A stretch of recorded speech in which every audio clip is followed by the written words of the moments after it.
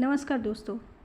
जैसा कि हम लोग लगातार कई दिनों से आलोक मौर्य और ज्योति मौर्य के बारे में सुनते आ रहे हैं, इससे संबंधित कई खुलासे अब तक हो चुके हैं, लेकिन एक बड़ा खुलासा मैं जो आज लेकर आई हूँ वो चौंकाने वाले हैं। तो मेरी वीडियो में कंटिन्यू रहिएगा और जानिए कि वो खुलासा किसने किया, क्यों किया और वो खुलासे है क्या। अब इसे खुलासा कहें या बयान कहें, जो भी कुछ है, ये बातें आलोक मौर्य की भाभी और ज्योति मौर्य की जेठानी ने की है। शायद आप लोग नहीं जानते होंगे, आलोक मौर्य 3 भाई हैं। इनमें सबसे बड़े अशोक मौर्य हैं, उसके बाद विनोद मौर्य हैं और सबसे छोटे आलोक मौर्य हैं। तो जो बीच वाले विनोद मौर्य हैं, उनकी पत्नी शुभ्रा है जो सरकारी टीचर है। उन्होंने एक बयान दिया है, एक स्टेटमेंट दिया है, जिससे ज्योति मौर्य की गई FIR सही साबित हो रही है। शुभ्रा ने बताया कि उसकी शादी भी झूठ बोलकर की गई थी।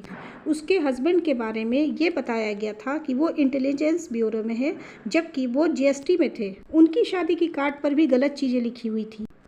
जब उनकी शादी हुई थी उस समय 5 लाख नगद, 5 लाख की गाड़ी और 5 लाख के गहने दिए गए थे।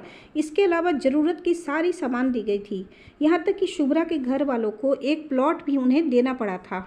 पर इतना सब कुछ देने के बाद भी वो भी प्रताड़ित होती रही हैं। दहेज के लिए उनके साथ भी मारपीट की गई है, क्योंकि जो उनके हस्बैंड है विनोद मौर्य, उन्हें पीने की आदत है और इसके कारण हमेशा ही उनके साथ मारपीट होती थी और दहेज के लिए भी प्रताड़ित किया जा रहा था।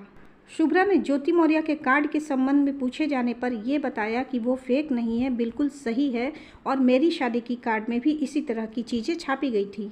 इसके अलावा इनके बड़े भाई अशोक मौर्य की शादी भी इसी तरह की गई थी।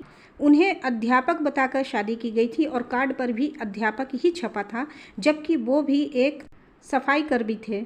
जिस तरह से ज्योति मौर्य को पहले से ही बदनाम करने की धमकी दी जा रही थी, उसी तरह शुभ्रा को भी ये धमकी दी जा रही है। और कारण ये है कि जब उनके साथ मारपीट की गई थी तो उन्होंने पुलिस को बुलाया था। इसी कारण से उन्हें बदनाम करने की धमकी दी जा रही है। पुलिस वाले तो आकर समझाकर चले गए, लेकिन दोबारा फिर से उनके साथ मारपीट की गई और लगातार ये होता रहा। तो फिलहाल वो अपने मायके में रह रही हैं, अपने पति से अलग होकर रह रही हैं और वो भी उसी तरह प्रताड़ित हुई हैं जिस तरह से ज्योति मौर्य प्रताड़ित होती रही थी। और इन सब के पीछे उन्होंने बताया कि उनके पूरे परिवार का हाथ है और लगातार इस तरह की घटना उस घर में होती रहती है। उनकी फैमिली वाले, मतलब उनके ससुराल वाले, कोई भी बीच बचाव नहीं करते हैं और पत्नियां इसी मार खाती रहती हैं। यहाँ तक कि शुभ्रा को जान से मारने की भी धमकी दी गई है। और कुछ इसी तरह की बातें ज्योति मौर्य ने भी अपनी FIR में दर्ज करवाई है। शुभ्रा भी कोशिश कर रही है FIR करवाने की, लेकिन उसे बार बार वापस कर दिया जा रहा है, वो ये काम करवा नहीं पा रही है। अब चलिए, अब कर लेते हैं कुछ और बातें।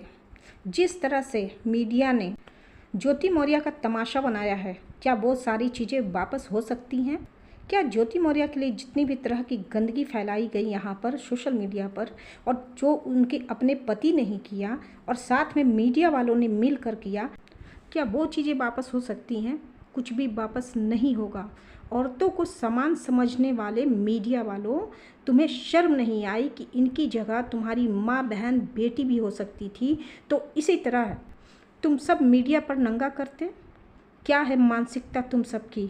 अभी इस केस में बहुत सारे खुलासे होने बाकी हैं और उस वक्त जब ज्योति मौर्य सही साबित हो जाएगी तो क्या ये मीडिया वाले माफ़ी मांगेंगे आकर, जिन्होंने इतने डॉलर छापे, इतने पैसे कमाए ज्योति मौर्य के नाम पर?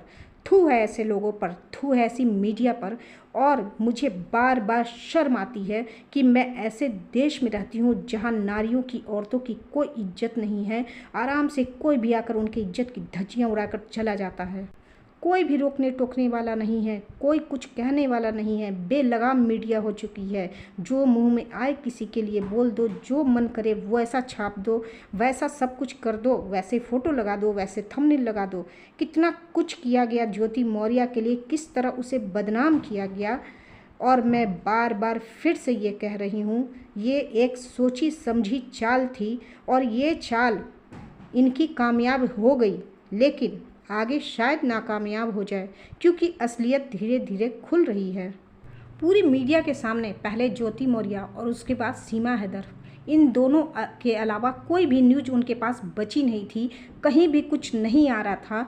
क्या यही वजह तो नहीं थी कि मणिपुर की घटना सामने नहीं लाई गई, उन्हें नहीं सामने आने दिया गया?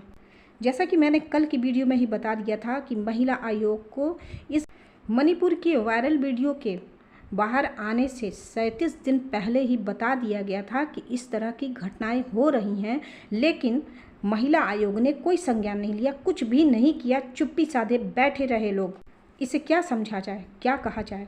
देश को ज्योति मौर्य और सीमा हैदर में उलझा कर रखा गया मीडिया के थ्रू, और मणिपुर जलता रहा, औरतें नंगी होती रहीं, शर्मसार होती रहीं। मेरे इस वीडियो के बाद कमेंट करके ज़रूर बताइएगा कि ऐसे मीडिया वालों पर नकेल कसनी चाहिए या नहीं, एक्शन लेना चाहिए या नहीं। अब आगे नहीं पता कि आलोक मौर्य अपने जाल में ज्योति को लपेटेंगे या अपने बुने जाल में खुद ही फंस जाएंगे। ये फैसला तो कोर्ट का है, आगे होगा जो भी कुछ होना है।